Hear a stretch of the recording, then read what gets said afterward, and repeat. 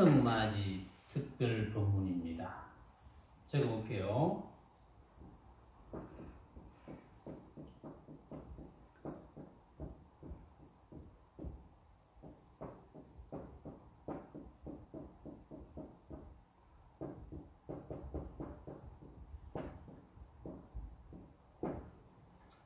추석맞이 특별 법문이라고 이름을 붙인 것이 특별한 의미가 있는 건 아니고, 지난번에 약 3개월 이상 전에 48절 법문 이후에 법문을 못했기 때문에 이제 핑계대고 또 이제 한 번쯤 자리를 만들어서 이제 법문을 하려고 작정을 해왔는데, 왜냐하면 유튜브를 듣는 분들도 이제 많이 기다리는 느낌이 들었거든요. 왜냐하면 이제 이전보다 유튜브를 듣는 분들이 급격하게 이제 늘어나고 있기 때문에 좀 기다릴 것이다, 이제 이런 생각이 들어서 이 법회 자리를 마련하게 되었고, 그리고 지난번 48절 법문 때 제가 다 하지 못한 이야기들이 조금 있었거든요. 그래서 그 이야기를 마무리를 좀 해야 되겠다, 이제 그런 생각도 들고, 우선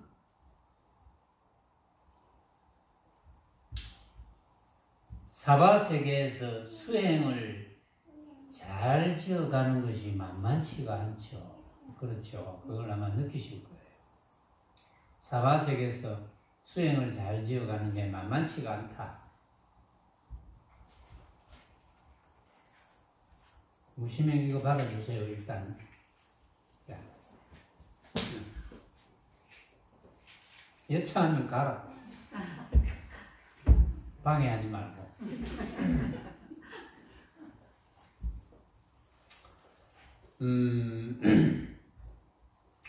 왜냐하면 이제 정말 중요한 이야기, 중요한 이야기가 아닌 경우가 없겠지만 정말 중요한 이야기. 수행을 잘 지어간다 하는 것. 수행을 잘 지어간다 하는 것은 수행이 뭔지를 알아야 되고, 수행이 뭔지를 알려면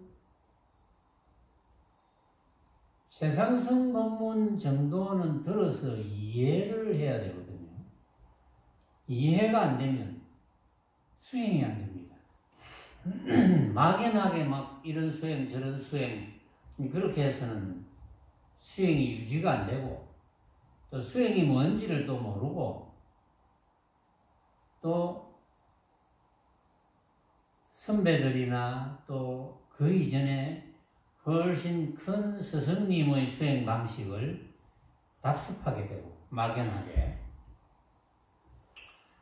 그래서 이제 제 심정은 이제 정말 안타까운 거예요. 성속을 떠나서 수행을 제대로 잘 이어가지 못한다, 수행을 잘 이해하지 못한다, 이런 것이 굉장히 이제 안타깝거든요.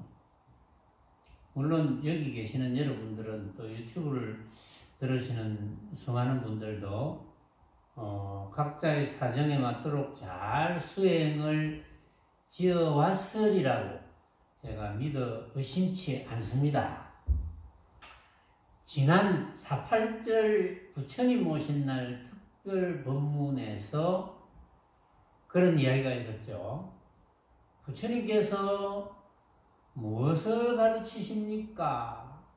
하고 이제 석가족이 지체가 제일 높은 종족이거든요. 부처님도 물론 석가족이었죠.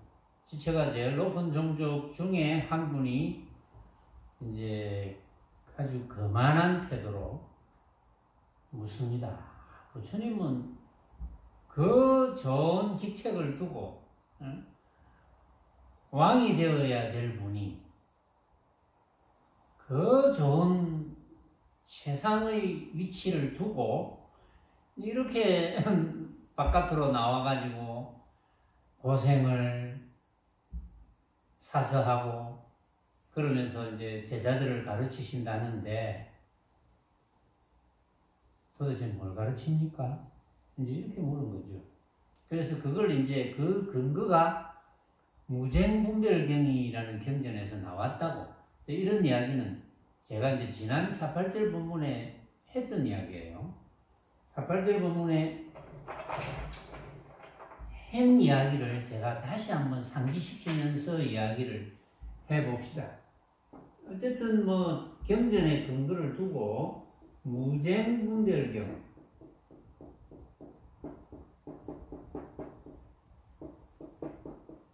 무쟁, 다투지 않음, 다투지 않는 분별을 잘하는 경전이라. 그런데 부처님께서는 내가 가르치는 것은 세상 누구와도 다투지 않는 법, 싸우지 않는 법을 가르칩니다. 이렇게 이야기를 합니다.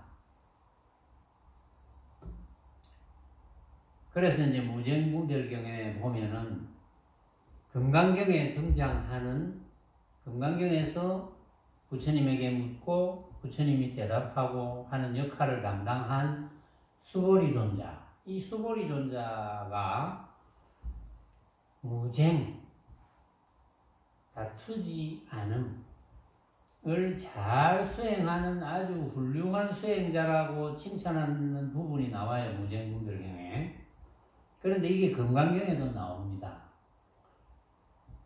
제가 금강경을 무수히 법문을 했는데 이 부분을 많이 봤죠. 많이 봤는데 그냥 대수롭지 않게 그렇지 뭐 그런 수보리 존자겠지 이렇게 생각했는데 무쟁분별경에서 이제 수보리 존자를 칭찬하는 장면이 나와서 제가 다시 찾아보니까 금강경에도 수보리 존자를 무쟁을 다투지 않음을 잘 수행하는 존자라고 아주 상세하게 나와요. 금강경 제9분의 일상무상분에 보면은 그 수보리 존자가 이렇게 이야기합니다. 세존이시여, 저를 무쟁삼매를 얻어서 무쟁삼매. 무쟁삼매라고 하면 벌써 다투지 않음의 극대화다. 그렇죠. 무쟁삼매. 그러니까 다투지 않는다는 막 생각을 일으켜가지고 하는 게 아니라 모든 것이 저절로 다투지 않는 상태가 된다는 거예요. 무쟁삼매. 무쟁삼매를 얻어서 사람 가운데 제일이기 때문에 제1이욕 아라한이라고 말씀하시나 제일가는 하고자 함을 떠난 아라한이다. 이렇게 이제 부처님께서 이야기를 했어요. 그래서 이제 이 수보리 존자가 부처님에게 제1이욕 아라한이라고 말씀을 하시지만은 저는 그런 생각이 없기에 그런 생각을 짓지 않기에 부처님께서 저를 무쟁행을 즐기는 자다. 다투지 않은 행위를 즐기는 자라고 말하셨겠지요. 이렇게 이야기합니다. 부처님께서 수보리 존자를 무쟁행을 즐기는 자라고 칭찬하는데 사실은 수보리 존자 자신은 그런 생각이 없다. 그 말은 저절로 그렇게 된다는 거예요. 저절로 그 누구와도 다투지 않은 상태가 된다. 그리고 이제 제가 이제 제가 이제 어쩌다가 만나는 학인들에게 제가 질문을 잘 하지 않습니까? 제 질문을 받은 분이 몇 분 여기도 있죠. 질문을 받은 분이 여러분들 중에도 질문을 못 받은 분 중에 제가 똑같은 질문을 앞으로 또 할 거예요. 왜냐하면 까먹고 있는지 놓쳤는지 놓쳐서 수행이 조금 잘 안 된다 싶을 때는 대답을 못 하거든요.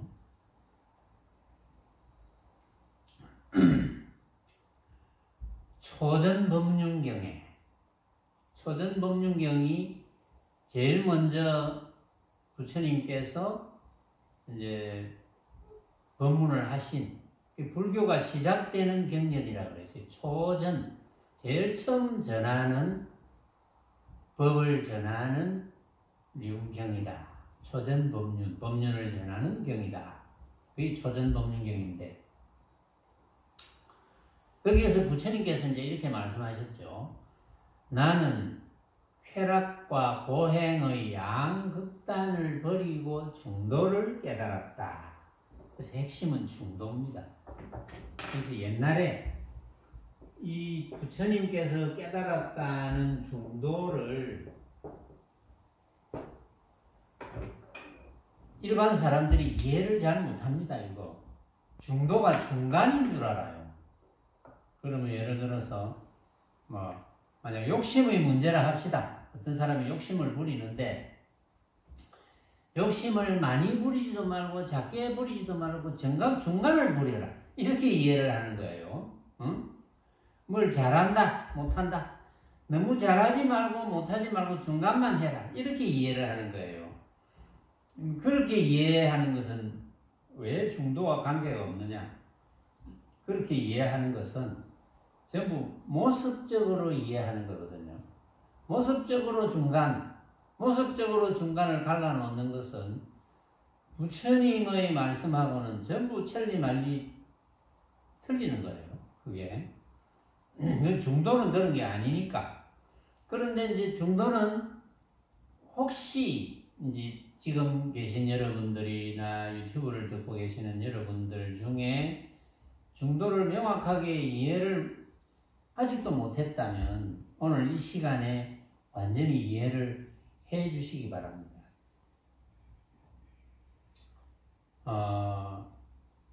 물론 이제 나중에도 수행을 잘 지어가는 법에 대해서 이야기할 시간이 있을 거예요. 자, 중도, 쾌락과 고행의 양극단을 버리고 중도를 깨달았다. 이 중도를 가장 이해하기 쉬운 것은 뭐냐 이거거든요. 쾌락과 고행의 양극단이라는 것은 쾌락이라는 모습과 고행이라는 모습, 서로 상대되는 모습이거든요. 반대되는 모습. 그 반대되는 모습을 떠났다. 그러면 대표적으로 쾌락과 고행이지 모든 모습을 떠났다 이래 봐야 됩니다. 사랑한다, 미워한다 를 떠났다. 또 밝음이다, 어두움이다 이것을 떠났다. 또 부자다, 가난하다 이런 걸 떠났다. 출세했다, 출세 못했다 이런 걸 떠났다. 예를 들어서 이런 걸 떠났다는 거거든요. 그러면 그것을 뭉뚱그려서 이야기하면 모습을 떠났다 이런 말이거든요. 모습을 떠났다. 모습을 떠났다는 이야기를 이제 자주 설명을 하면서 이야기를 합니다. 모습을 떠났다. 모습을 떠나려면 모습을 떠날 수 있는 방법은 하나밖에 없거든요. 모습을 떠날 수 있는 방법은 모습을 진짜로 알지 않으면 떠나는 거예요. 진짜로 알지 않는다면 떠나는 거예요.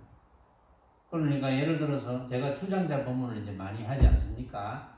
여러분들 중에 어떤 분이 제 이제 어릴 적부터 친구, 이제 학교 다닐 때 친구가 그 유튜브 법문을 듣고 한번 들어와가지고 질문을 했더라. 스님도 아니면서 와 투장자를 들고 있는겨? 이렇게 이제 질문을 했어요. 그래서 내가 아이고 친구야 오랜만이다. 들어주어서 반갑네. 그러면서 제가 이제 이거는 법문용이다. 내가 그랬어요. 법문용. 법문하기 위해서 가지고 있는 거다. 이게 무슨 의미가 있겠어? 응? 제가 주장자를 들고 있으니까 주장자 법문을 하게 되는 거거든요.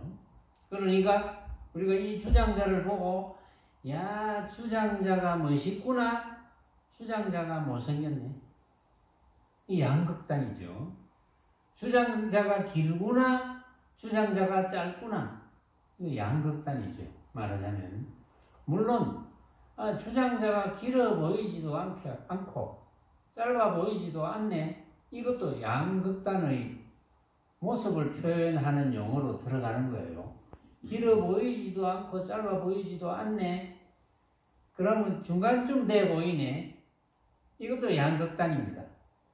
왜냐하면 이제 양극단이라니까 꼭 두 가지인 줄 알고 그러는데 세 가지라도 양극단인데, 그러나 두 가지로 나눈다면 길어 보이지도 않고 짧아 보이지도 않고 그 중간쯤 돼 보이네, 길지도 않고 짧지도 않게 보이네 하고, 양극단은 길지도 않고 짧지도 않게 보이네 하고 길거나 짧게 보이네 하고 양극단입니다.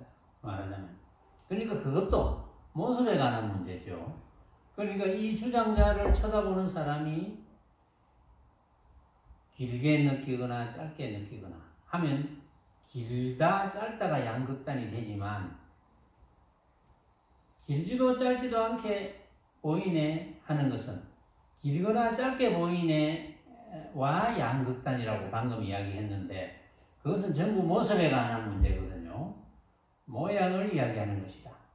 그러니까 만약에 이 주장자를 길거나 짧게 본다면 이제 어떤 사람이 전부 다 여기 앉아 계신 분들이나 유튜브를 듣는 분이 전부 길다고 이런 이야기를 한다고 합시다. 주장자 참 기네, 긴 주장자네, 이렇게 이야기를 했다 합시다. 예를 들어서 그렇게 생각을 했다고 합시다. 기네, 정말 기네 해도 그 길다는 정도가 다 다르지 않습니까? 다 다르니까 우리는 이 주장자의 진짜 모습을 볼 수가 없거든요. 이것을 이해를 하는 게 중요합니다. 이제 물론 대부분 이해를 하시겠죠. 이제 뭐 여기 앉아서 직접 법문을 듣는 분이나 유튜브를 듣는 분이나 다 이 부분을 이해를 하실 것 같아요. 이 부분을 이해를 못하면 이 이후의 법문은 전혀 알아들을 수가 없어요. 그렇다면 어떤 분이 만약에 제 법문을 처음 듣는 분이 계시다면, 이제 제가 이 이야기를 자주 하기 때문에 같은 본문을 계속 들으면서 이해하는데 아주 주안점을 기울여야 됩니다. 이해하는데 온갖 노력을 기울여야 돼요. 그런데 어떤 분이 그런 분이 계셨어요. 이제 좀 연세 드신 노보살께서 아무리 이야기를 들어도, 법문을 들어도 못 알아듣겠습니다. 그렇다고 그런 분이 이제 법문을 그동안 많이 안 들어온 분이 아니고 큰 스님 법문도 많이 들었다고 이야기하는 분이거든요. 근데 아무리 들어도 제가 하는 이 방금 주장자 법문 같은 이런 법문을 이해를 못하겠다고 해요. 참 안타깝죠. 이해 못하는 이유는 내가 가지고 있는 지식을 다 버려버려야 돼요. 그동안 들었던 법문이 있다면 다 버려야 돼요. 쉽게 말해서 데이터를 제로 베이스로 만들어야 됩니다. 다 전부 버려야 돼. 그러고 제가 하는 이야기를 그대로 들으면서 이해하려는 주의 집중을 기울여야 돼요. 이해가 갑니까? 이 주장자는 설사 77억 인구가 다 길다고 느꼈다 하더라도 그 기는 정도가 다 달라요. 그래서 우리는 이 주장자의 본래 모습을 절대 볼 수가 없습니다. 왜냐? 길다고 생각하는 그 생각이기 때문에, 각자가 생각으로 만들어내기 때문에 우리는 이 주장자의 본래 모습을 볼 수가 없습니다. 이것이 이해가 가면 우리는 온갖 것도 마찬가지겠네. 이 주장자뿐만이 아니고 소리도 그렇고 냄새도 그렇고 맛도 그렇고 감촉도 그렇고 여러 가지 방법 그것도 다 마찬가지겠네라고 이제 이해를 하겠죠. 그것이 이해가 가야 이제 제가 드리는 말씀을 알아들을 수가 있어요. 이제 이것이 이해가 안 가는 데는 그동안 가지고 있는 많은 지식들, 어떤 사람은 아주 옛날에 헤겔이라든지 니체라든지 기타 등등 여러 철학자들의 말을 많이 기억하고 있는 것이 철학을 잘한다 이렇게 생각하는 거예요. 진짜 철학을 잘하려면 부처님의 최상승 본문을 알아들어야 되거든요. 안 그러면 철학을 잘할 수가 없습니다. 그러니까 77억 인구 중에 모든 철학자들이 다 모여서 막 그냥 뭉쳐서 저한테 달려온다고 그래도 제가 감당할 수 있는 자신이 있는 이유가 바로 거기에 있는 거예요. 사실은. 여러분들도 다 그렇게 될 수 있습니다. 이것은 저만 그렇게 되는 게 아니에요. 그건 부처님께서 분명히 말씀을 하셨거든요. 그건 일부러 부처님께서 그런 말씀을 하신 게 아닙니다. 77억 인구가 누구나 부처님처럼 그렇게 최상승 본문을 하실 수 있다. 이렇게 이제 말씀을 하셨죠. 자, 그래서 이제 이 중도의 법문을 듣고 부처님의 첫 제자인 교진여라는 제자가 바로 단박 깨닫습니다. 여러분들도 단박 깨닫지 않았습니까? 지금. 그게 단박 깨달은 거예요. 그래서 실천하면 그게 단박 깨달은 거예요. 실천 못하면 깨달을까 말까 그런 정도로 실천만 하면 깨달은 거예요. 이 깨달음이 그렇게 어려운 게 아닙니다. 깨달음을 막 미화시키고 깨닫지 못한 사람들은 자기가 못 깨달았기 때문에 깨달음을 아주 이상한 사람들만 하고 특별한 사람들만 하고 그 깨달음이라는 게 아주 특별한 것이다. 이거는 아무나 하는 게 아니고 정말 어려운 과정을 겪어야 된다. 물론 어려운 과정이 필요한 사람한테는 또 필요하겠지. 그러나 모르는 사람은 깨달음에 대해서 모르는 사람은 한없이 깨달음이라는 걸 어렵게 만들어 놔야지. 자기도 어차피 모르니까 어렵게 만들어 놔야지. 아, 이래 어려워서 모르는구나. 이렇게 자위하게 되죠. 근데 깨달음은 어려운 것이 아닙니다. 느끼는 거예요. 아, 그렇구나. 이해하는 거는 그럴 수도 있겠네. 이런 게 이제 이해하는 거고. 아이쿠, 그렇네. 내가 여태까지 몰랐던 걸 이제야 알게 되었구나. 정말 감격하다. 이게 깨달음인 거예요. 별거 없죠, 깨달음. 제가 얻은 깨달음도 별 것이 없으니까 너무 그렇게 신기하게 생각할 것도 없어요. 그 대신 한번 깨달으면 묘하게도 이것이 변함이 없는 거예요. 어떤 일이 일어나도 변함이 없는 거예요. 그래서 깨달음이라고 이제 이야기를 하겠죠. 그래서 교진여가 도노해가지고 부처님의 인가를 받고 나머지 이제 네 비구도 차례로 깨닫고 부처님의 제자가 되어서 이게 불교의 출발이라고 지난 48절에도 이야기했어요. 제가 지금 중도를 부처님께서 깨달았다고 해서 이 잘못하면 이야기가 길어질 수도 있겠는데 오늘 특별 본문이니까 조금 길어져도 괜찮을까요? 여러분들이 잠 못 자도 됩니까 오늘? 제가 지금 부처님께서 깨달은 것을 여러분들이 그대로 깨달을 수 있도록 부처님의 개성을 가지고 다시 여러분들이 확신할 수 있도록 나는 이제는 누구에게도 쏘가 넘어가지 않는다. 이런 확신할 수 있도록 제가 확신을 드려야 되거든요. 그래서 이제 전에도 제가 다 소개한 겁니다. 알고 보면. 소개한 건데 그때 혹시 여러분들 중에 부처님의 개성을 이해를 못했을까 싶어서 적어보면서 이야기합니다. 옛날에도 막 제가 밴드에도 막 올리고 했거든요. 재행무상. 재행무상이요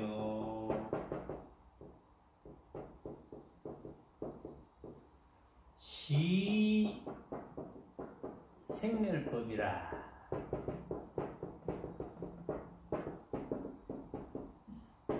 생멸멸이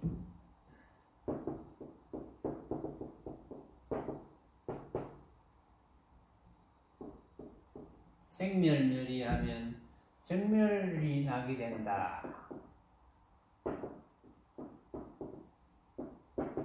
정멸위락이라. 자, 번역을 한번 해봅시다.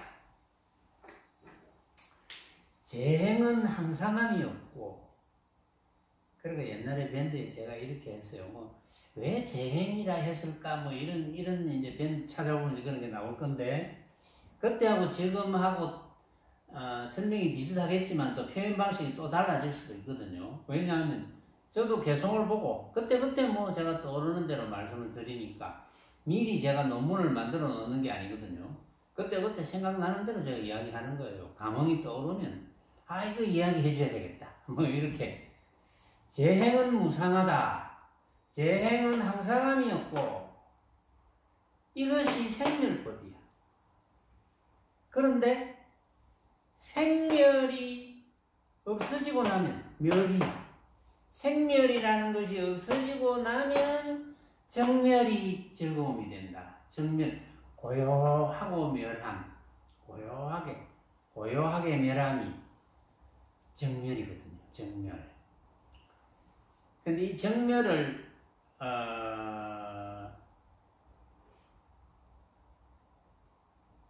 정멸이라는 어떤 모습의 상을 가지고 있으면 정멸이 아니거든요. 근데 이제 이런 표현이 조금 어렵지만, 그러나 잘 들으면, 별거 아니네. 이건 부처님의 말씀인데, 석가모니 부처님의 개송인데, 재행은 무상이다. 옛날에 그랬죠. 누가 그때 부처님에게 이제, 요거만 앞에만 이야기해주고, 뒤에 이제, 내가 목숨을 버리겠다. 부처님은 전생 시절에 목숨을 버리겠다. 나찰이 요것만 딱 이야기해주고 여기 이야기 안 해줬어요. 그래갖고 그럼 내 목숨을 네 밥으로 줄게. 그럼 이야기해줄래. 그래가지고 이제 떨어지는 장면이 나와요. 그때 이제 전신이 이렇게 받아가지고 그때 나찰이 요 이야기를 해줍니다. 보세요. 그냥 그대로 해석하면 너무 어려워요. 너무 어렵고 해석이 잘 안 돼요. 그리고 뜻을 몰라요. 해석은 돼도 뜻을 알 수가 없어. 재행은 무상하다. 이 말은 이제 재행이라는 것은 그냥 쉽게 온갖 모습은 항상함이 없다. 저도 고백하건대 아주 옛날에 모르겠어요. 한 15년, 20년 전인지 모르겠는데 이런 비슷한 개송이 나올 때는 재행을 저는 그냥 항상함이 없다. 이거는 변하기 때문에 항상함이 없다. 저는 이렇게 설명을 한 적이 있어요. 고백하건대. 그때는 솔직히 제가 확철대오를 못했을 때입니다. 저는 확철대오를 했다고 착각을 했을 때. 왜냐하면 스승께서 인정을 해주셨으니까 내가 확철대오를 했다고 착각을 했을 때입니다. 근데 지금은 제가 확철대오를 했기 때문에 이런 말씀을 드릴 수가 있거든요. 재행은 무상이다. 재행은 항상함이 없다. 어떤 모습이 항상함이 없다 라고 하는 이유는 모습이 왜 항상한 일정한 모습이 없을까요? 이거는 제가 이제 문제를 설정 이제 물어본 거잖아요. 문제를. 왜 모습이 항상함이 없을까요? 하면 여러분들이 한번 잠깐 생각해 보시고, 왜 온갖 재행은 항상함이 없을까?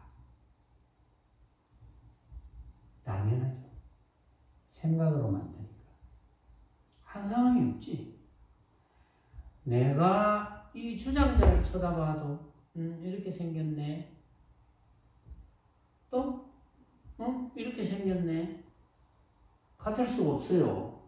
근데 이걸 이해를 이제 못하면 안 됩니다. 이걸 이해를 하셔야 돼요. 이게 어려운 관건입니다. 중요한 관문이 되는 거예요, 이것이. 이렇게 생겼네. 또, 이렇게 생겼네. 그것이 재행무상입니다. 그것이 재행무상이에요.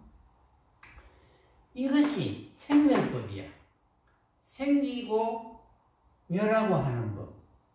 이게 가만히 생각해 보세요. 생멸법이라 하니까 이게 생겨났다가 없어져 버리는 법이구나. 그래서 변하는 것이구나 이렇게 생각할 수가 있어요. 그런데 이 생멸이라 하는 것은 정확하게 그런 뜻이 아닙니다. 생겨났다가 멸한다. 만약에 생겨났다가 멸한다는 것은 생긴 것도 모습이고 멸한 것도 모습이거든요. 그러면 이것이 재행무상이라는 것이 생멸법이라면 모순이 됩니다. 왜냐하면 생겨나고 멸한 것이다 이러면 생겨난 것도 모습, 멸한 것도 모습, 모습에 관한 것이다. 이게 아니거든요. 그럼 어떻게 돼야 될까요? 시생멸법이라고 하면 이 생멸법은 생멸이라는 양극단을 의미합니다. 알아듣겠습니까? 생멸이라는 양극단, 쾌락과 보행처럼 생이라는 모습과 멸이라는 모습의 법이다 이 말이야. 쉽게 말해서 재행무상이라는 것은 모습의 법이다. 그런데 모습은 누가 만드나? 각자가 생각으로 만든다. 됐죠? 이치가 맞죠? 그래야 이 뒷말이 딱 떨어지는 거예요. 왜냐하면 생멸이 없어지면 만약에 이 생멸을 양극단으로 보지 않고 그래 모습이 생겨났다가 모습이 없어지지 이렇게 본다면 생멸이 없어지면 이게 해석이 안 됩니다. 해석할 수가 없어요. 생멸이 없어지면 이 말은 부처님께서 깨달으셨던 중도가 되면 이런 뜻입니다. 양극단이 없어지면 생멸이 없어지면 생이라는 모습과 멸이라는 모습이 왜 없어지느냐? 생겨나는 것도 내가 생각으로 만들고 그게 없어졌다 하는 것도 내가 생각으로 만드니까 내가 생각으로 만든 것이 없어져 버리면 생각으로 만든 것이 전부 가짜인 줄 알면 없어지는 거죠. 생각으로 만들었으니까 진짜로 하면 안 없어지잖아요. 가짜라고 해야 없어지지. 생각으로 만든 것이 가짜인 줄 알면 비로소 정멸이 적용이 된다. 가짜인 줄 알면 전부 정멸이 되는 거예요. 왜 정멸이 됩니까? 생도 가짜, 멸도 가짜니까. 내가 그 모습에 속아 넘어갈 일이 없죠. 내가 그 모습에 속아 넘어가서 스트레스 받을 일이 없죠. 그러니까 정멸이 될 수밖에. 이 해석을 잘못하면 완전히 엉뚱한 길로 가버려요. 이해가 다 됩니까? 이해가 다 되었습니까? 안 되었으면 혹시 조금이라도 안 되었으면 유튜브를 다시 들으면서 다시 들었는데 또 안 됐다. 또 유튜브 들으면서. 자, 부처님이 개성을 하나 더 할게요. 저는 지금 막 빨리 가르쳐주고 싶어서 지금 막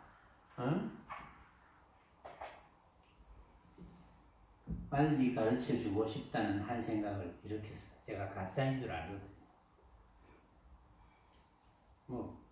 빠르긴 뭐가 빠르고 느리긴 뭐가 느려.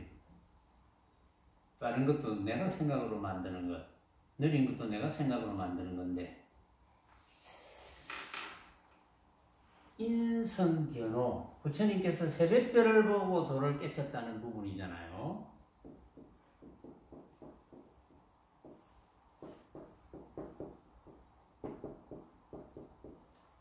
내가 법문 리허설을 안 해가지고 시간이 이렇게 많이 걸리는 줄 몰랐네. 법문 리허설을 좀 해봐야 되는데.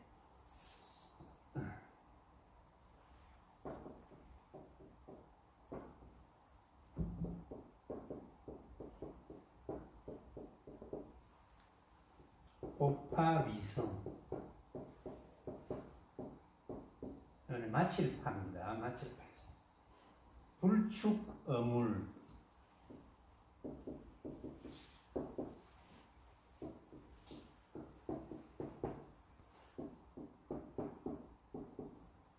불시무정.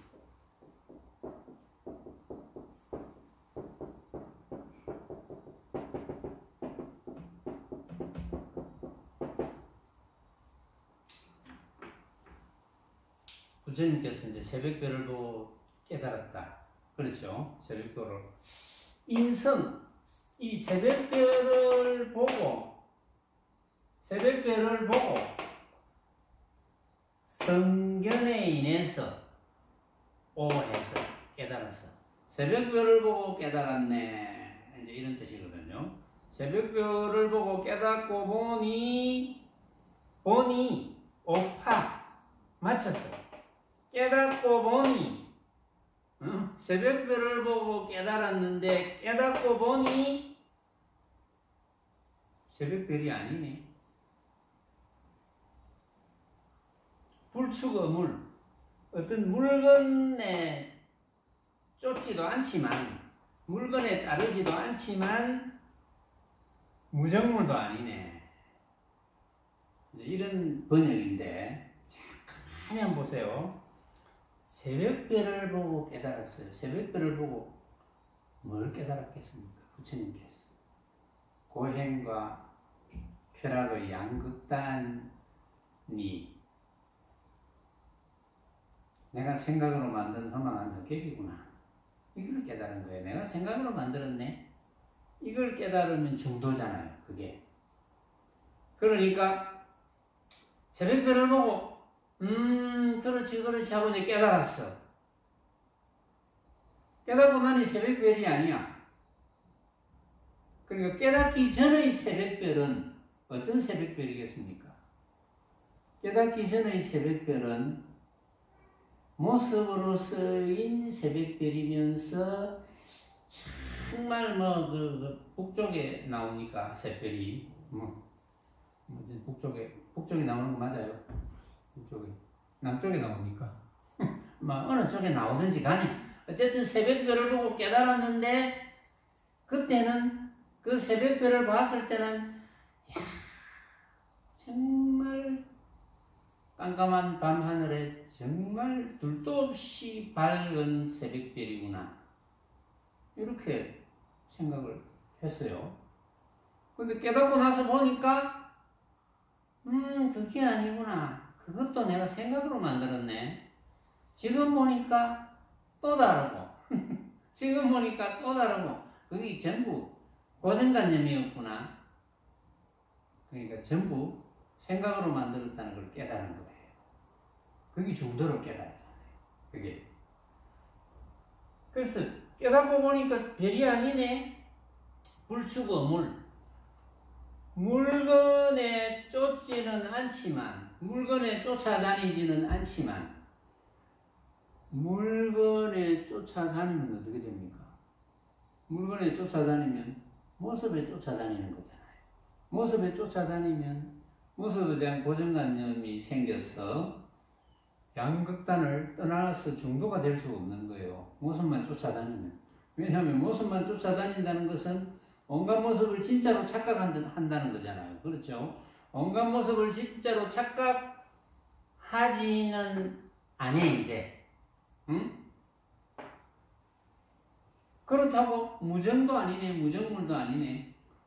그렇다고 아무것도 없는 건 아니야. 아무것도 없는 건 아니야. 양극단.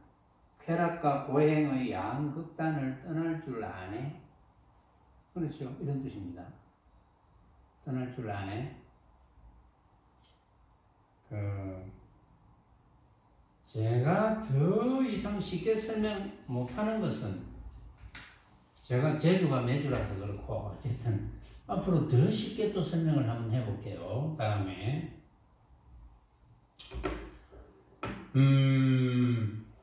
그래서 세상 누구와도 다투지 않는 법과 중도와 무슨 관계가 있을까 하고 제 질문을 했잖아요. 그럼 이제 중도를 깨달으면 온갖 모습을 진짜로 착각을 안 하잖아요. 주장은 안 하게 되겠지. 그래, 니도 맞고 나도 맞고. 또 누가 이야기해? 그래, 니도 맞고 나도 맞고. 또 누가 이야기해? 니도 맞고 나도 맞고. 주장은 안 하지. 니도 맞고 나도 맞는데 어떻게 주장합니까? 주장 안 하죠. 싸움은 어디서 생깁니까? 싸움은 나와 내 것을 주장하는 데서 생기죠. 항상 나와 내 것이 없는데, 내라고 할 것이 없는데 한번 보세요. 내가 있습니까? 내라고 해도 내가 이 육신을 보고 내가 생각으로 이런 내 또는 내 이제 지적인 능력, 내 학벌, 또 내가 가진 재주, 기타 등등 내 착한 성품, 포악한 성품 이런 모습을 가지고 모습적으로 생각을 일으켜서 나라고 하잖아요, 우리가. 그래서 나라고 할 것이 없구나. 이렇게 그래서 무아가 되는 거거든요. 그래서 나라고 할 것이 없구나.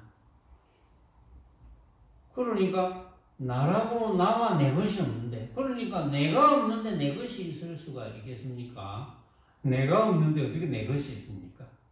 없잖아요. 나와 내 것이 없는데 어떻게 주장을 하겠습니까? 주장을 할 수가 없지. 그럼 내가 주장 안 하는데 누가 시비를 하겠어? 내가 가만히 있는데 시비합니까? 안 하죠. 회인 가만히 있는데 시비하더나? 회인이 가만히 있는데 시비하더나 누가? 그런 적 있나? 그런 적 있나 없나? 그런 적 없지. 그런 적이 있을 수가 있겠습니까? 내가 뭐라도 생각을 일으키니까, 일으켜서 내 생각이 맞다고 주장을 하니까 누가 시비를 하겠지. 누가 시비를 하든지, 회원이 시비를 하든지, 누가 또 한 번씩 만나는 춘하가 시비를 하든지, 지원이 시비를 하든지, 어쨌든 누가 시비를 하겠지. 나와 내 것이 있으니까 시비를 하겠지. 나와 내 것이 없는데 어떻게 시비를 합니까? 시비할 수도 없는 거지, 그건. 그러니까 중도를 터득하면 무쟁이 되는 거야. 너무나 쉽지 않습니까? 이거. 내가 이렇게 이야기하면 안 되지. 이건 강요하는 거잖아. 누구나 쉽든지 말든지 그건 여러분들의 살림살이로 하시고, 지금 강요는 안 합니다. 왜냐하면 각자가 깨닫는 건데 내가 어떻게 강요를 합니까? 내가 너무나 쉽지 않습니까? 이러면 강요하는 게 되잖아요. 아이고, 너는 쉽게 느껴지지 않는데 나는 왜 이렇게 바보고 또 이래 막 머리 싸매고 또 고민하고 그럴 사람이 혹시 한 사람이라도 있으면 내가 말을 잘못한 거거든요. 그런 면으로 대단히 죄송합니다. 혹시 한 사람이라도 제 말 때문에 조금이라도 방해를 받았다면 제가 사과를 아주 진중하게 드리겠습니다. 이 자리에서. 이거 지난 48절 본문 조금 이래 보강하다 볼다 보겠네. 조금 속도를 내봅시다. 그래가지고 지난번에 48절 때 또 이렇게 이야기했어요. 오조 홍인대사가 현행에게 금강경을 법문했잖아요. 이제 현행을 불러가지고 현행이 개송을 이제 썼잖아요. 개송을 쓰니까 밤에 이제 방앗간에 가서 주장자를 3번 탁탁탁 치니까 눈치를 채고 삼경에 이제 가서 이 홍인대사에게 이제 금강경 법문을 듣습니다. 근데 이제 제가 이제 어떤 분들이 수많은 남을 가르치는 분들 중에 법문을 하는 분들 중에도 이제 뭘 착각을 하느냐면, 나는 착각이라고 생각하는데, 해능이 홍인대사를 만나기 전에 어떤 스님의 건강경 한 기절을 듣고 마음이 열렸다. 그건 확철대오는 아니거든요. 나는 그게 확철대오가 아닌 것을 지금은 분명히 압니다. 옛날에는 저도 두리뭉술이하게 넘어갔을 가능성이 있어요. 저도 그게 확철대오를 했겠지 또 많은 분들이 책에다가 응무소주 이생기심을 들었을 것이다. 응무소주 이생기심을 듣고 응당 머무르는 바 없이 마음을 내라. 이런 거를 듣고 바로 단박 깨쳐가지고 이제 갔을 것이다. 이렇게 이야기를 많이 했어요. 저는 그걸 비판을 안 하고 그대로 받아들였어요. 왜냐하면 제가 이제 그 당시만 해도 이거는 그래도 법문하는 분들인데 나도 육조단경을 잘 많이 접하지 않았으면서 그 사람들을 비판할 자격이 없다. 이런 식으로 제가 생각을 했을 가능성도 있고, 그분들도 법문하시는 분들이니까 그분들을 존중하는 의미도 있고, 이제 그런 것도 있고, 저도 확실하게 잘 몰랐던 것도 있고, 그래서 이제 육조단경을 제가 한번 법문을 한 적이 있어요. 처음부터 끝까지 한 적이 있는데, 그 법문의 테이프는 당연히 없을 거고, 그 당시에 아마 보나 안 보나 아주 감명 깊은 법문 그런 건 아니었을 거예요. 틀림없이. 근데 이제 제가 그래서 다시 돈황석굴에서 발견된 돈황본과 다른 본을 비교해서 이렇게 읽어보면서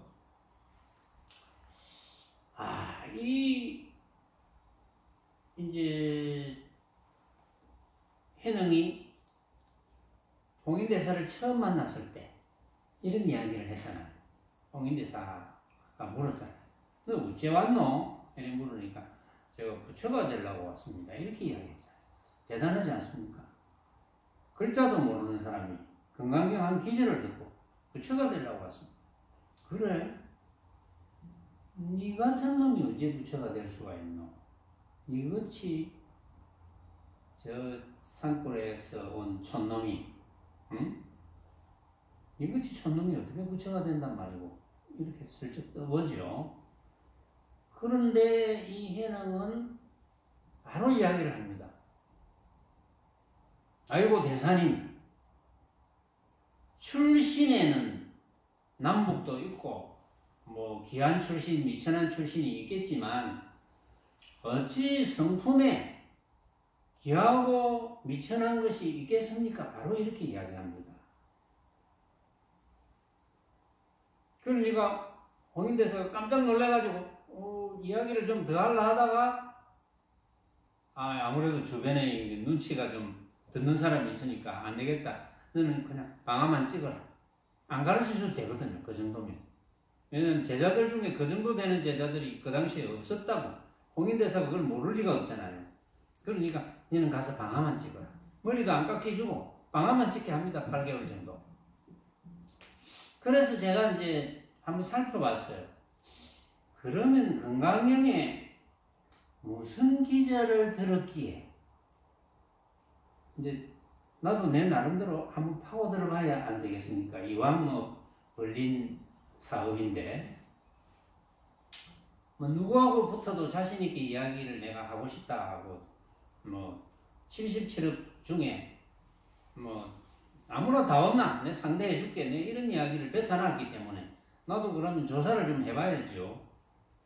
그래서 이제 건강경을 제가 다시 한번 봤습니다. 보니까 아직까지는 그 누구도 해능이 홍인대사를 만나기 전에 들었음직한 그 내용을 응무소주 이생기심 외에 이야기를 한 기절을 아직은 내가 보지를 못했어요. 왜냐하면 한 사람들이 있겠죠. 있지만 제가 이제 못 봤습니다. 혹시 저하고 생각이 같은 분은 저한테 연락을 해주시면 같이 뭐 곡차라도 한잔 합시다만은 어쨌든 간에 제가 찾아보니까 이 대목이 있더라고요.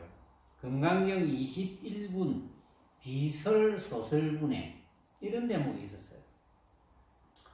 부처님께서 수보리야 중생을 중생이라 함은 열애가 말하는 중생이 아니요 이 이름이 중생임을 말함이니라. 저는 이 대목이라고 보거든요.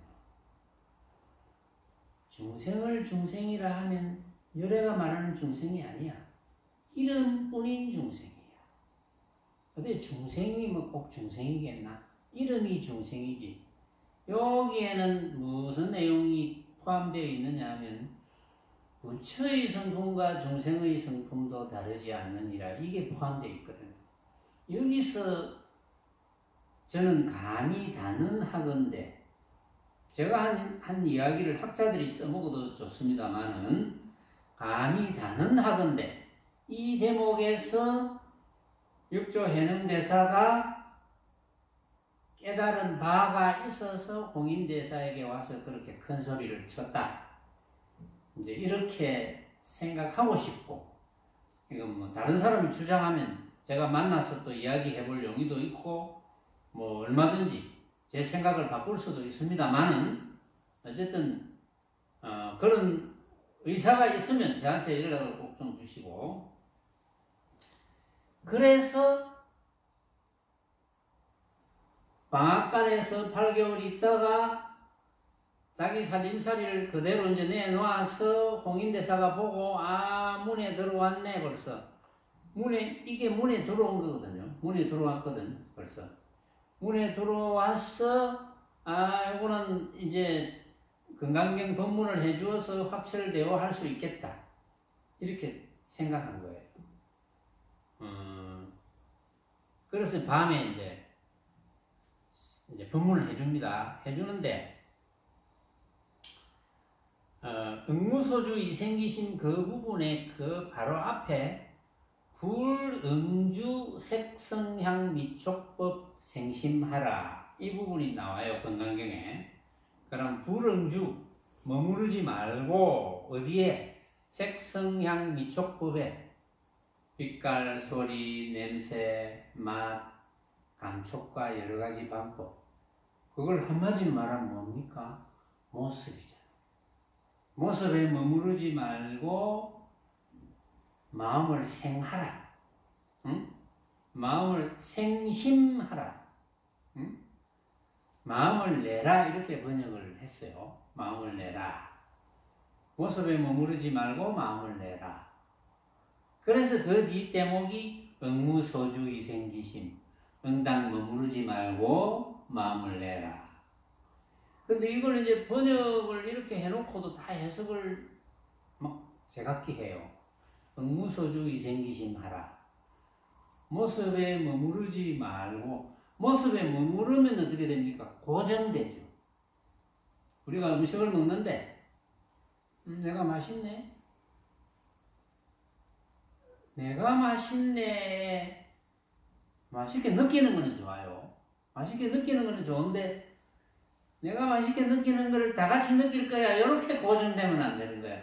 다른 사람은 다 맛있게 똑같이 느껴도 다 다른데 똑같이 맛있다고 생각을 일으켜도 다 다른데 근데 수행자들이 흔히들 맛있다는 생각도 안 해야지 망념이 안 되는 거 아닙니까? 이렇게 착각을 많이 합니다.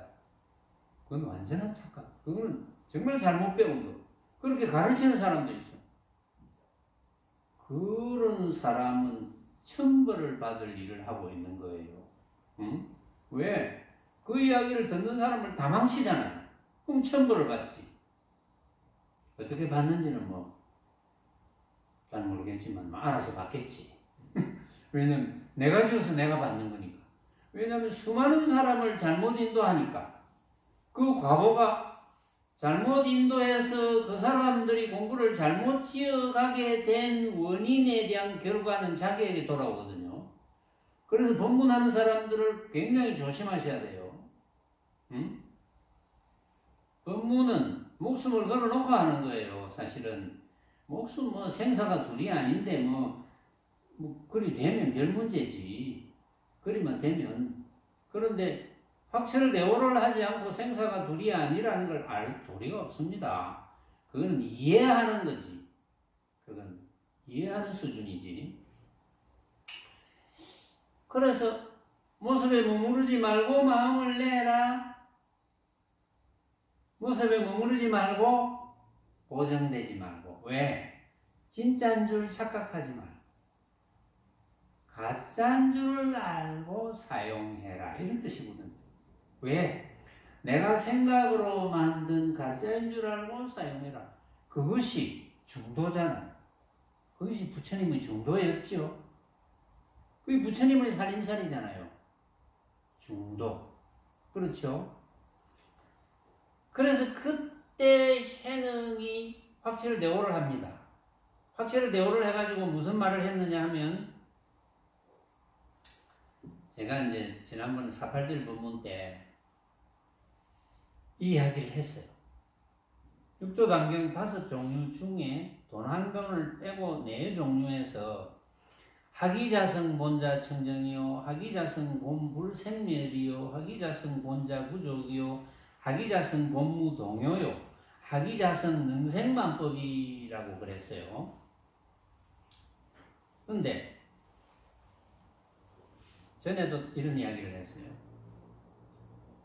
부처님의 경어선사의 법맥이 연결돼가 경어선사의 법을 이은 분이 또 그 선사의 법을 읽고 또 그 선사의 법을 이었다고 자처하는 분이 책을 냈는데 그 책에 하기자성 능생만법을 이렇게 번역을 해놨습니다. 한 책에 2가지로 번역을 해놨어요. 한 책에. 한 가지는 똑같은 책인데 그게 똑같은 내용이 두 번이 나와요. 저 앞에 한 번 나오고 뒤에 한 번 나오고, 한 번은 맨 앞에 나오는 거는 하기자성 능생만법을 자성을 조차 만법이 나는 것을 어찌 알았으리요, 이렇게 번역하고, 또 뒤에는 능생만법이니까 말 그대로 자성이 능히 만법을 내물 어찌 알았으리까. 이제 이생기심이 이제 그 응무소주 이생기심의 번역을 이리 하잖아요. 응당 머무르지 말고 마음을 내어라. 생기심, 마음을 내라 하니까 생만법, 만법을 내물, 이렇게 번역을 한 거예요. 그래서 제가 이 대목을 보고 확철을 내오를 못했구나. 안타깝다. 저는 확철을 내오를 못한 걸 금방 알았어요. 그 대목을 보고. 그래서 전에는 제가 조금 상세히 안 했지만 상세히 해보면 하기자성 본자 청정, 본래 스스로 청정함을 어떻게 알았을까? 본래 스스로 청정하다, 맑고 깨끗하다, 그걸 알았다 이 말이야. 맑고 깨끗하다. 그럼 한 티끌도 없다. 본래 무일물이다. 그걸 깨달았다는 거예요. 지금 그렇다고 아무것도 없는 건 아니야. 응? 청정해. 그 다음에 본불생멸, 본래 생멸이 없는 줄 어떻게 알았을까? 생멸이 없다. 이거죠. 아까 생멸이 없는 줄 어떻게 알았을까? 생멸이라는 양극단이 내가 생각으로 만든 허망한 헛개비인 줄 어떻게 알았을까? 이런 뜻이거든요. 본자 구족, 본래 스스로 구족되어 있음을 어떻게 알았을까? 구함이 끊어졌음을 어떻게 알았을까? 이런 뜻입니다. 본무동요, 본래 동요가 없다. 움직임이 없음을 어떻게 알았을까? 만약에 움직임이 있다면 무엇 때문에 움직입니까? 모습 때문에 움직이죠. 모습에 대해서 생각을 일으키면 움직이는 거거든. 그러고 나서 마지막에 하기자성 능생만법, 능생만법이라 그랬어요. 하기자성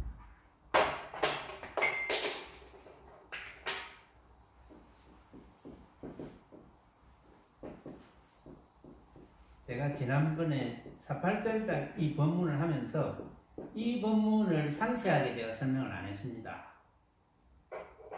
제 기억에 의하면 그럼 어떻게 번역해야 되느냐? 하기자성 어떻게 알았을까? 능생만법. 능이 자성이 만법을 생하게 함을, 생했음을, 만법을 만들었음을, 능히 자성이 만법을 만들었음을 어떻게 알았을까라고 번역을 해야 확철대오를 한 거예요. 그렇게 번역 안 하면 전부 확철대오를 못 한 거예요. 왜 그런지 알겠죠? 자성이, 내가 스스로가 온갖 모습을 생각으로 만들었잖아. 응? 온갖 모습을 생각으로 만들었으니까 니도 만들고 나도 만들고 했으니까 진짜는 없는 거지. 그러니까 걸림이 없지. 그러니까 확철되었지. 알아듣겠습니까?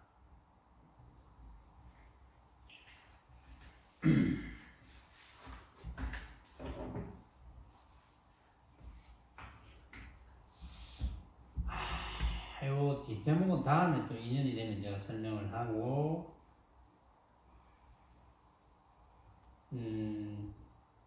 수행하는 방법을 조금 더 설명을 할게요. 이게 리허설을 안 해보니까 이렇게 시간이 많이 걸리는 줄 몰랐네. 한 사람이라도 앉혀놓고 리허설을 했어야 되는데 내가 자,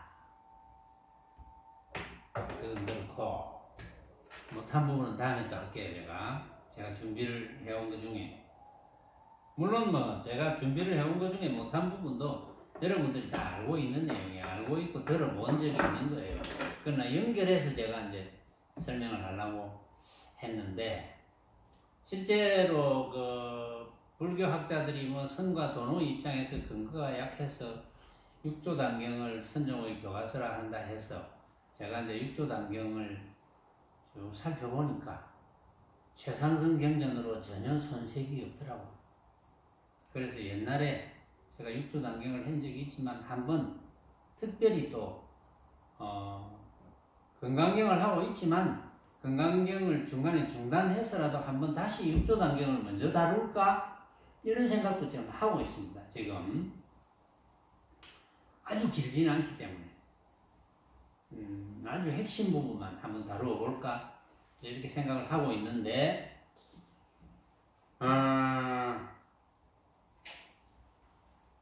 자, 수행이 여러 가지 방법이 있습니다. 지금 전 세계적인 줄은 모르겠지만 어쨌든 법맥이 우리나라에 이제 남아 있다 이런 설이 있으니까 부처님 당시에는 학자들이 부처님 당시에도 뭐 간화선이 있었다 이렇게 주장하는 사람도 있어요. 왜냐하면 부처님이 던진 게 그게 화두 아닙니까? 뭐 이렇게 이야기하는 분도 있는데 부처님 당시는 간화선이라기보다는 부처님의 법문을 듣고 바로 깨닫습니다. 그 교진여하고 한번 보세요. 부처님의 고행과 쾌락의 양극단을 떠나서 내가 중도를 깨달았다라는 거기에 대한 법문만 듣고도 깨달았거든요. 그러니까 최상승 법문만 잘 들으면 깨달을 수 있다는 거예요. 충분히. 그런데 모르겠습니다만은 불교의 역사적으로 볼 때 부처님께서 최상승 법문을 해주신 것을 이제 계속 해줬어요. 육조 해능대사도 당연히 법문만 했어요. 너 뭐 화두 잡아라 이런 거 없어요. 왜냐하면은 이 간화선, 화두선은 이제 중국 송나라 때 와가지고 그 이제 언제냐 하면 그게 달마대사가 중국으로 온 지 500년쯤 후입니다. 이것도 방편이거든요. 500년쯤 후에 송나라의 그 대해종고선사가 개발한 수행법이에요. 이게 개발한 수행법. 나도 옛날에는 잘 몰랐어요. 그냥 목숨 걸어놓고 수행이나 해보자.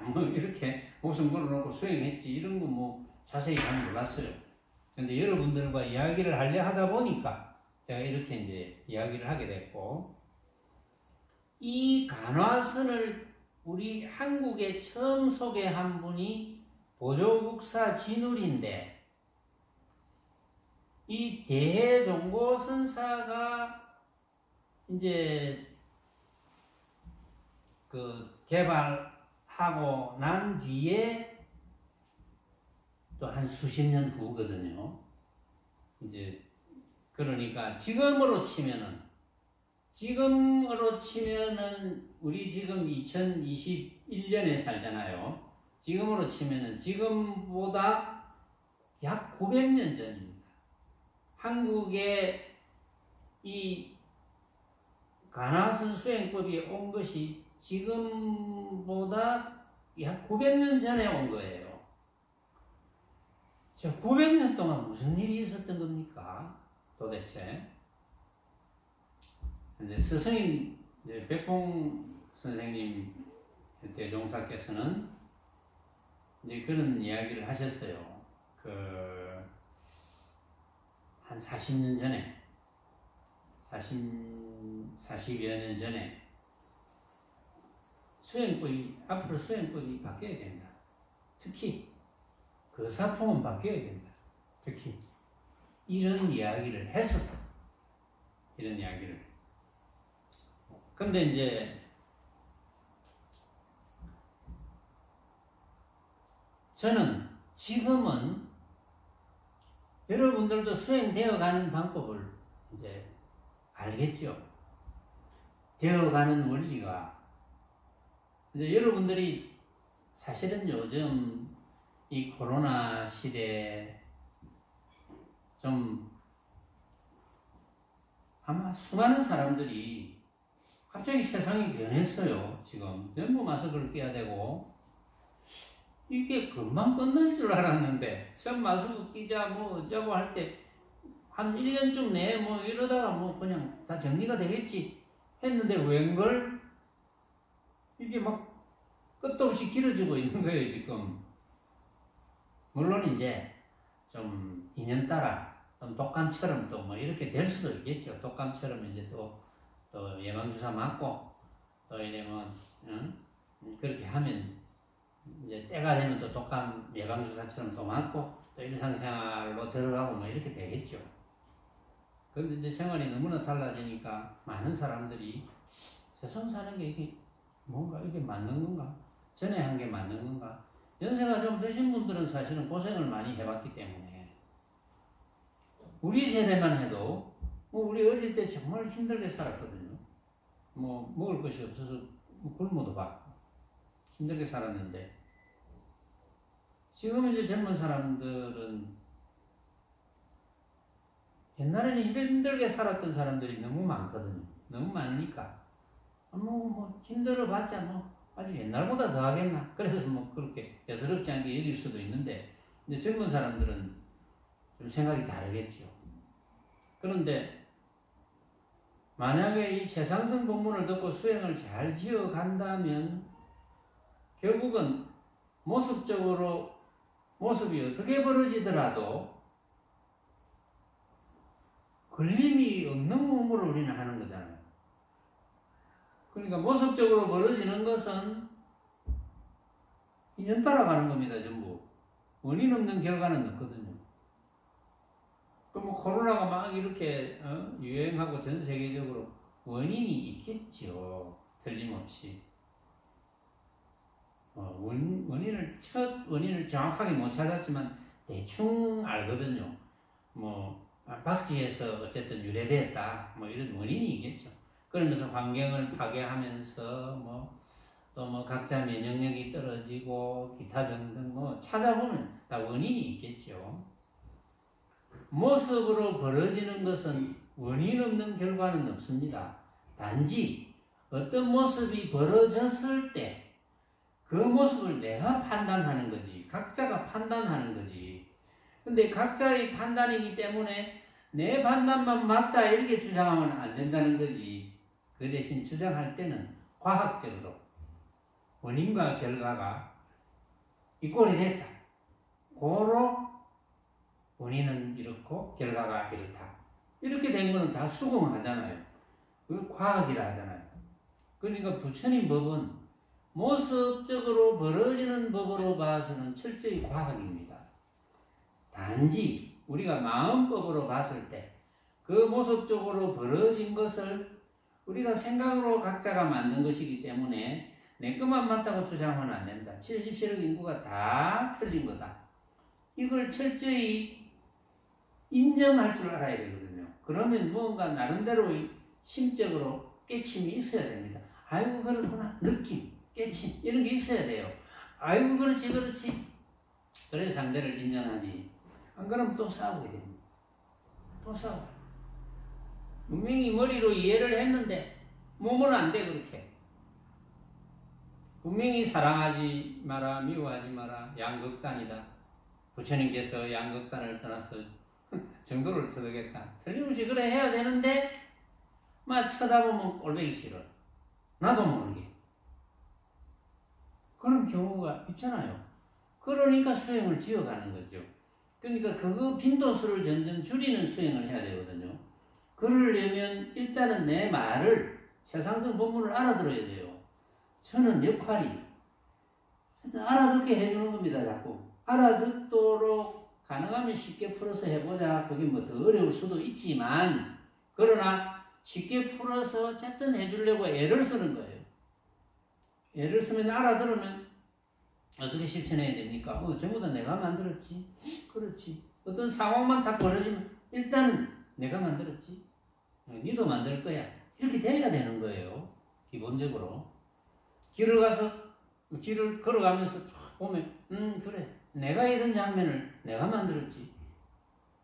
내가 만들었다고 차가 오면 안 피하면 됩니까? 빵빵거리고 난리를 할 건데 피해야지. 안 그러면 다치는데. 내가 만들었다고 안 피하면 됩니까? 내가 만들었지만 피해야지. 그럼 수행을 잘못하면 이상하게 되지만 잘못할 수도 없습니다. 그래서 좌선을 할 수 있으면 물론 좋아요. 좌선을 하면 좌선을 할 때 그것도 목적은 방편이니까 대종고선사가 개발한 방편이거든요. 쓸데없는 생각을 안 하기 위해서 하는 거예요. 그러면서 그 화두거리 속에는 무아를 정득할 수 있는 참나를 정득할 수 있는 그 문제거리가 이제 있다는 거죠. 그래서 인연이 닿으면 이제 아유 그렇지 이렇게 느낄 수 있다는 건데 그 방법도 나쁜 방법이 아닙니다. 좋은 방법입니다. 왜냐하면 수백 년 동안 해왔다는 것은 좋은 방법입니다. 그러니까 그렇게 해야 되고 그 다음에는 이제 좌선할 형편이 안 되거나 또 좌선도 하고 또 때로는 좌선 안 하고 어떻게 할까? 그거는 최상승 법문을 철저히 들어야 돼요. 매일 들어야 돼요. 잊어먹어요. 머리로 이해하면 잊어먹어버려요. 나이 들수록 잊어먹어요. 머리로 이해했으면 법문 들을 때는 그렇지 하는데 돌아서서 처음에는 좋은데 좀 있다가 또 누가 내를 똥구멍을 살살 간지리면 공부가 간 곳이었거든요. 그럼 각자가 다 다릅니다. 어떤 사람은 똥구멍을 간지려도 아무렇지 않은 사람도 있고 어떤 사람은 아이고 또 난리하네 또 한 생각이 일으키고 그 빈도수를 점점 줄여야 돼요. 그래서 제일 좋은 방법은 어쨌든 최상승 법문을 자꾸 들어야 됩니다. 지금은 좋은 세상이니까 유튜브로 자꾸 들을 수 있잖아요. 집중해서. 그렇게 해서 스승인 백봉 대종사께서는 모습을 잘 굴리자 이렇게 하셨지만 기본적으로 여러분들이 제 이야기를 듣는 것은 참 나가 듣는다는 것을 알고 있기 때문에 모습을 잘 굴리자라는 뜻은 무슨 뜻이냐 하면은 가짜인 줄 알자는 겁니다. 이것은 내가 개발한 방법입니다. 가짜인 줄 알자. 내가 생각으로 만든 가짜인 줄 느끼자. 아, 내가 생각으로 만들었지. 요거는 확철되어 하지 않으면 절대 만들 수 없는 방편입니다. 여러분들도 확철되어 했잖아요. 스스로 인정을 못합니까? 그렇게 자신이 없어요. 확철되어 해놓고 그렇게 자신이 없습니까? 이렇게 공부를 지어가면 점점 공부가 자기 몸에 붙겠죠. 지금 이제 이 시대에 그렇게 공부를 하기를 간곡히 바랍니다. 오늘 두서 없지만 제가 이제 사실은 뭐 더 하면 좋겠는데 저는 더 하고 싶지만 또 이제 나중에 유튜브를 챙겨보는 분도 너무 길면은 조금 끝까지 안 들을 가능성이 있거든요. 그런 것까지 다 생각해가지고 지금쯤 끊는 것이 어떨까. 다음에 또 제3차 특별 본문이 있을 겁니다. 오늘은 추석, 제2차 추석 특별 본문. 이제 제3차 곧 특별 본문에 또 들어가 보겠습니다. 한번. 이제 여러분들 그때까지 제가 제시한 공부방법을 잘 실천하셔서 수행의 빈틈이 없이 되면 천만다행이라고 생각합니다. 할 일이 그거밖에 없거든요. 그리 안 하면 여러분들에게 손해인데 그리 한다고 저한테 뭐 특별히 이득될 거 없습니다. 여러분들에게 이득되지. 그리 안 하면 여러분들에게 손해지 뭐 내하고 무슨 관계가 있겠어요. 저는 너무나 안타까워서 인연따라 그냥 이렇게 이제 법상에서 이야기를 해 드릴 뿐. 왜냐하면 저는 할 일이 그거밖에 없지 않습니까? 자, 오늘은 여기까지 하겠습니다.